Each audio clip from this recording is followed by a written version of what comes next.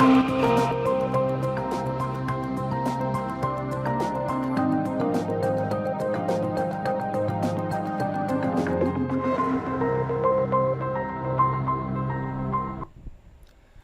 स्वागत है आप सभी का। मैं हूं आपके साथ कुमार कुणाल धीरज। आप देख रहे हैं कोर्ट्स दिस वीक। इस बुलेटिन में अगले आधे घंटे तक हम आपको कोर्ट से जुड़ी तमाम छोटी बड़ी खबरों से अप टू डेट करवाएंगे। सुप्रीम कोर्ट से लेकर हाई कोर्ट और लोअर कोर्ट्स तक के फैसलों को आपके सामने रखेंगे। तो आइए शुरू करते हैं courts round up.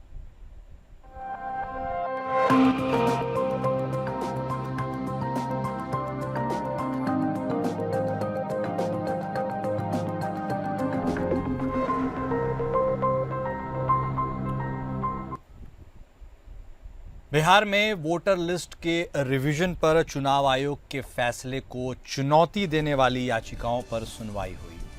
Sudhanshu Dhulia की बेंच में कहा गया कि हम सभी याचिकाओं पर नहीं जाएंगे, सभी में चुनौती दी गई है। ईसी के आदेश को ऐसे हम जुड़े कानूनी सवालों पर बात करेंगे। वहीं गोपाल शंकर नारायण ने कहा कि एसआईआर यानी स्पेशल इंटेंसिटी रिवीजन ये पहली बार किया जा रहा है, वो भी सिर्फ 30 दिन में 11 दस्तावेज देने के लिए कहा गया है, जो पूरी तरह से पक्षपातपूर्ण है। उन्होंने कहा कि नियमों को दरकिनार कर कानून से अलग हटकर एसआईआर चलाया जा रहा है, यह भेदभावपूर्ण है। आयोग कहता है कि जनवरी 2003 के बाद मतदाता सूची में नाम लिखवाने वालों को अब दस्तावेज देने होंगे, यह भेदभावपूर्ण है। गोपाल शंकर नारायण ने कहा कि 1 जुलाई 2025 को 18 साल की आयु वाले नागरिक वोटर लिस्ट में शामिल हो सकते हैं। वोटर लिस्ट की समरी यानी समीक्षा हर साल नियमित रूप से होती है, इस बार की हो चुकी है, लिहाजा अब एसआईआर की ज़रूरत नहीं है। जस्टिस धूलिया ने कहा कि लेकिन इसमें तो व्यावहारिकता भी जुड़ी हुई है। ईसीआई ने यह तारीख इसलिए तय की क्योंकि यह कंप्यूटराइजेशन के बाद पहली बार हुआ था, तो इसमें एक रीजनिंग है। वकील गोपाल ने कहा कि इन 11 दस्तावेजों में आधार कार्ड को शामिल नहीं किया गया है। इसी के लिए पेश वकील राकेश ने कहा कि आधार नागरिकता का वैध प्रमाण नहीं है। जस्टिस धूलिया ने कहा इसी को नागरिकता तय करने का अधिकार नहीं है, यह गृह मंत्रालय का काम है। अगर आपको नागरिकता का प्रमाण देना है तो इसके लिए कठोर अर्ध न्यायिक प्रक्रिया की आवश्यकता है। सुप्रीम कोर्ट ने आधार कार्ड को पहचान पत्र के रूप में मान्यता न देने को लेकर चुनाव आयोग के फैसले पर सवाल उठाया। ईसी ने जवाब देते हुए कहा ऐसा इसलिए किया गया है क्योंकि सिर्फ आधार कार्ड से नागरिकता साबित नहीं होती। ईसी ने कहा कि अगर आप प्रस्तावित चुनावों से 3 महीने फैसला पहले करते हैं तो आपको इसके लिए समय देना चाहिए था। ईसी के स्तर पर सुप्रीम कोर्ट ने यह जवाब दिया। वहीं एक याचिकाकर्ता के लिए अभिषेक मनु सिंघवी ने कहा कि एक भी योग्य मतदाता को मताधिकार से वंचित करना समान अवसर के अधिकार को प्रभावित करता है। यह लोकतंत्र और बुनियादी ढांचे पर सीधा हमला है। कोर्ट ने कहा यदि वह इस पूर्ण सत्यापन प्रक्रिया से गुजरेंगे तो इसमें बहुत समय लगेगा। वकील अभिषेक मनु सिंघवी ने कहा कि पूरा देश आधार बनाने की मुहिम है और फिर चुनाव आयोग कहता है कि यहाँ आधार मान्य नहीं है। जस्टिस धूलिया ने कहा कि नागरिकता ही मुख्य आधार है जो किसी व्यक्ति को मतदान का अधिकार देता है। वकील वृंदा ग्रोवर ने कहा यह नागरिकता की जांच है जो गरीबों और प्रवासियों को निशाना बना रही है। यह अनुच्छेद 14 पूरी तरह लागू होता है। सुप्रीम कोर्ट ने कहा हमारा मानना है कि इस मामले में विस्तृत सुनवाई की जरूरत है। 28 जुलाई को इस मामले की अगली सुनवाई होगी। 1 हफ्ते में चुनाव आयोग जवाब दाखिल करे। साथ ही कोर्ट ने कहा कि हमारा मानना है कि न्याय के हक में चुनाव आयोग आधार कार्ड, वोटर आईडी कार्ड और राशन कार्ड को भी दस्तावेजों में शामिल करने पर विचार करे। कोर्ट ने साफ कहा कि इन 3 दस्तावेजों को शामिल करना है या नहीं, यह चुनाव आयोग को तय करना है। कोर्ट ने कहा कि अगर आयोग इन दस्तावेजों को शामिल नहीं करता तो उसका भी आधार हमें अगली सुनवाई पर बताना होगा। हालांकि ऑर्डर में इसको दर्ज नहीं किया गया।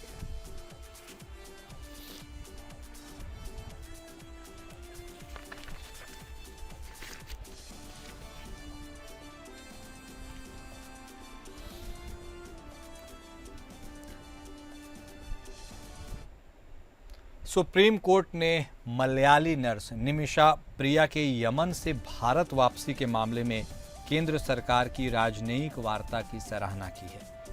जस्टिस धूलिया और जस्टिस जॉयमाला बागची की पीठ ने कहा कि केंद्र सरकार ने इस मामले में सकारात्मक भूमिका निभाई और यमन से निमिषा प्रिया की सुरक्षित वापसी सुनिश्चित की।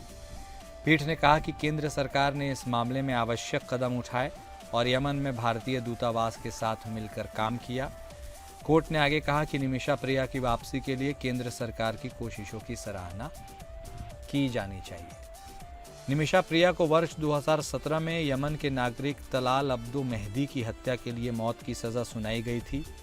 निमिषा ने कथित तौर पर अपने पासपोर्ट को वापस पाने के लिए उसे बेहोशी का इंजेक्शन दिया था जो उसके पास था। निमिषा को कथित तौर पर उसके द्वारा दुर्व्यवहार और यातना का सामना करना पड़ा था।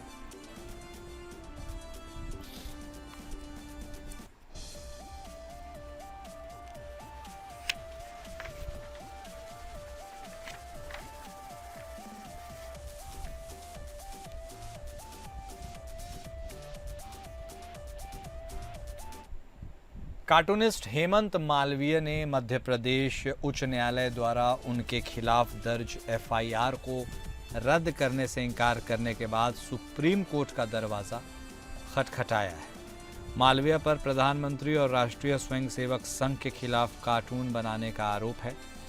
मालवीय ने एक कार्टून बनाया था जिसमें प्रधानमंत्री और आरएसएस की आलोचना की गई थी। इसके बाद उनके खिलाफ एफआईआर दर्ज की गई थी। मालवीय ने मध्य प्रदेश उच्च न्यायालय में एफआईआर को रद्द करने की याचिका दायर की थी, लेकिन न्यायालय ने उनकी याचिका खारिज कर दी थी। मालवीय ने अब सुप्रीम कोर्ट में याचिका दायर की है जिसमें उन्होंने मध्य प्रदेश उच्च न्यायालय के निर्णय को चुनौती दी। मालवीय का तर्क है कि उनका कार्टून अभिव्यक्ति की स्वतंत्रता के तहत आता है और इसके लिए उन्हें परेशान नहीं किया जा सकता।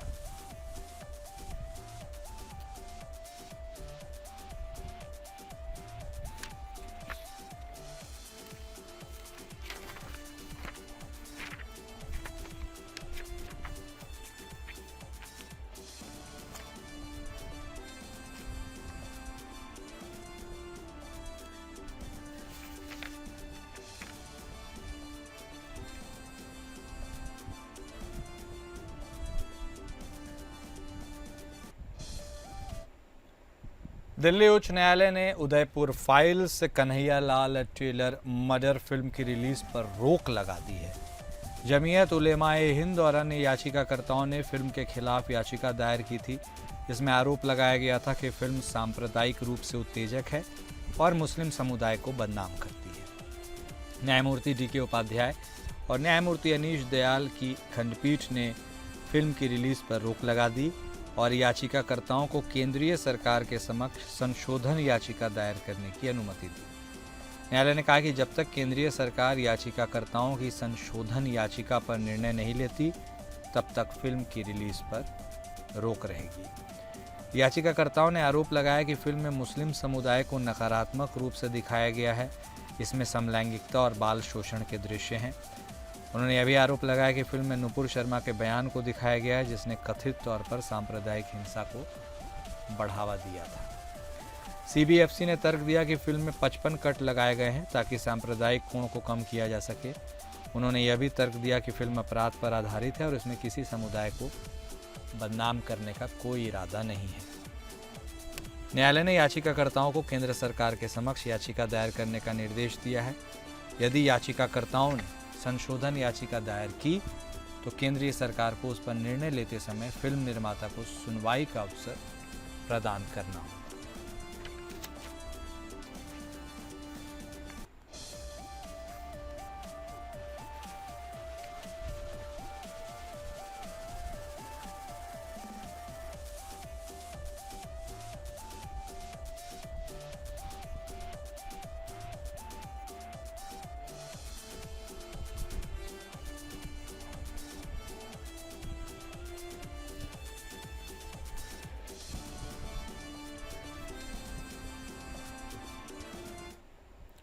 मद्रास उच्च न्यायालय ने एक महत्वपूर्ण निर्णय में मंत्री के पोनमुड़ी के खिलाफ स्वतः संज्ञान मामले को बंद करने से इनकार कर दिया है। न्यायालय ने मंत्री के पोनमुड़ी द्वारा हिंदू संप्रदाय पर की गई टिप्पणियों के खिलाफ स्वतः संज्ञान मामले में सुनवाई जारी रखने का निर्णय लिया है। न्यायालय का निर्णय मामले को बंद करने से इनकार। मद्रास उच्च न्यायालय ने के पोनमुडी के खिलाफ मामले को बंद करने से इनकार कर दिया है। न्यायालय ने मंत्री के पोनमुडी द्वारा हिंदू संप्रदाय पर की गई टिप्पणियों के खिलाफ संज्ञान मामले में सुनवाई जारी रखने का निर्णय लिया है। मंत्री के पोनमुडी ने हिंदू संप्रदाय पर कुछ टिप्पणी की थी, जिसमें स्वतः संज्ञान लिया गया था। मंत्री की टिप्पणियों पर विवाद और आलोचना हुई थी, जिसके बाद न्यायालय ने स्वतः संज्ञान लिया। इसके बाद मामला दर्ज किया गया था। न्यायालय ने कहा कि उसकी भूमिका यह सुनिश्चित करना है कि किसी भी व्यक्ति द्वारा दिए गए बयान समाज में शांति और सौहार्द को भंग ना करे। न्यायालय ने कहा कि वह मंत्री के पोनमुडी के खिलाफ स्वतः संज्ञान मामले में सुनवाई जारी रखेगा और आवश्यक निर्णय लेगा। तो सुनवाई जारी रखने का निर्णय लिया गया है और न्यायालय ने इस बात को साफ कर दिया है।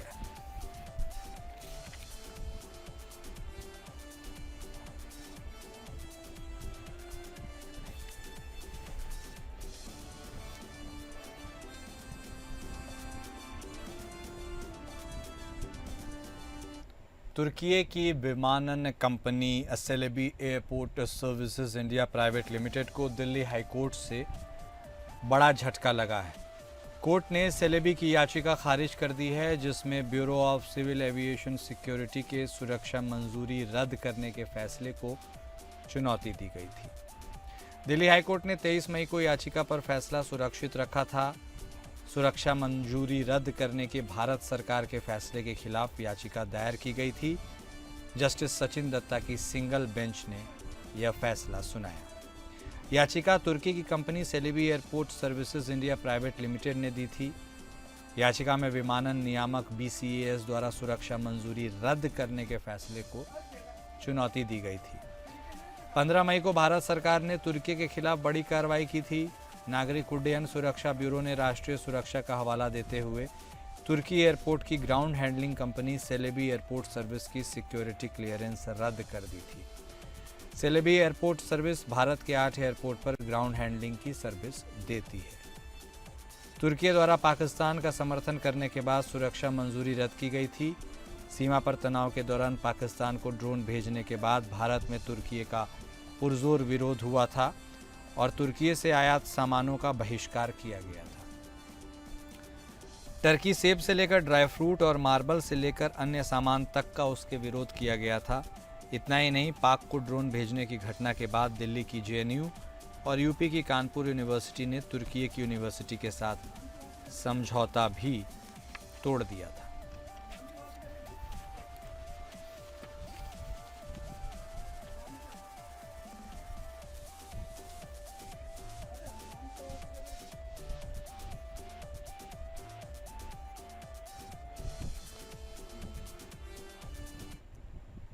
सुप्रीम कोर्ट ने जांच एजेंसियों द्वारा वकीलों को समन भेजने के मुद्दे पर स्वतः संज्ञान लिया। मामला जांच एजेंसियों द्वारा वकीलों को उनके क्लाइंट्स को दी गई कानूनी सलाह के लिए समन भेजने से संबंधित है। ईडी ने हाल ही में 2 वरिष्ठ वकील अरविंदर दातार और प्रताप वेणुगोपाल को समन भेजा था, जिन्होंने अपने क्लाइंट्स को कानूनी सलाह दी थी। इस कार्रवाई के खिलाफ वकील समुदाय ने कड़ी प्रतिक्रिया व्यक्त की थी और इसे वकीलों की स्वतंत्रता पर हमला बताया था। विरोध के बाद ईडी ने एक सर्कुलर जारी कर अपने अधिकारियों को निर्देश दिया है कि वे वकीलों को समन भेजने से पहले ईडी निदेशक की अनुमति लें। सुप्रीम कोर्ट ने इस मुद्दे पर स्वतः संज्ञान लेते हुए एक मामला दर्ज किया है, जिसकी सुनवाई 14 जुलाई 2025 को होगी। न्यायालय ने चिंता व्यक्त की है कि जांच एजेंसियों द्वारा वकीलों को समन भेजने से वकीलों की आज़ादी प्रभावित हो सकती है और न्याय प्रशासन पर नकारात्मक प्रभाव पड़ सकता है। इस मामले की सुनवाई CJI BR गवई, जस्टिस के विनोद चंद्रन और जस्टिस NV अंजारिया की पीठ करेगी। इस मामले में वकीलों के अधिकारों और जांच एजेंसियों की शक्तियों के बीच संतुलन जैसे महत्वपूर्ण मुद्दों पर चर्चा होगी।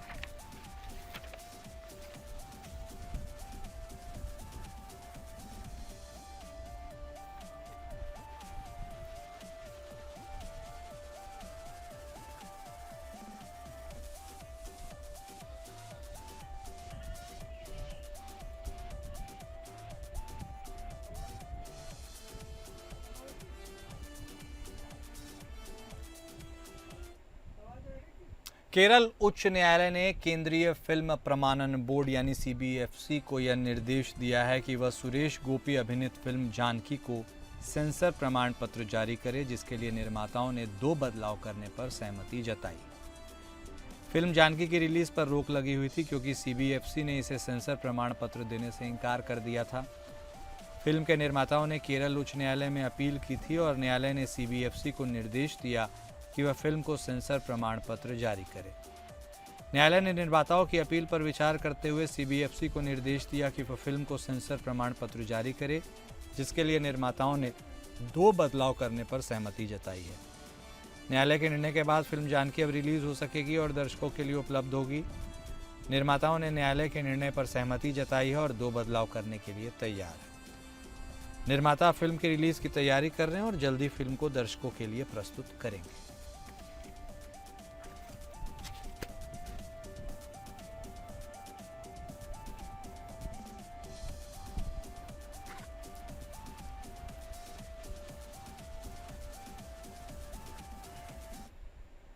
और कोट्स दिस वीक में अभी के लिए बस इतना ही। नमस्कार।